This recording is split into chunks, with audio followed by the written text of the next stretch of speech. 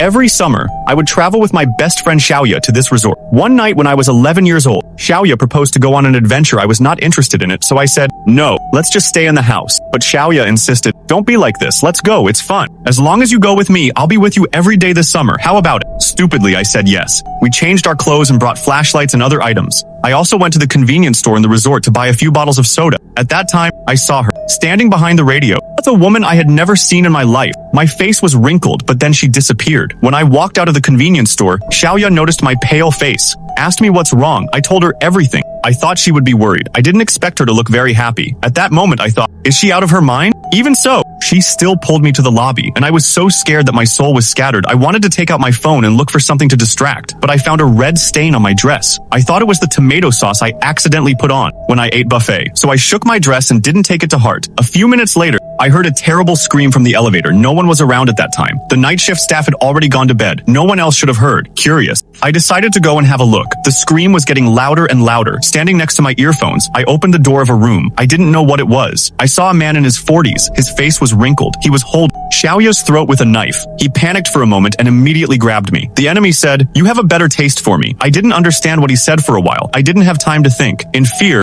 I bit him crazily. I took his clothes and took Xiaoya out of his hands. Then we ran back to the room quickly. We called the security guard of the resort. Fortunately, the man was arrested, but we had a deep wound in our hearts. Now I'm 13 years old. I still often think, if I hadn't heard Xiaoya's scream at that time or didn't open that door, what would happen?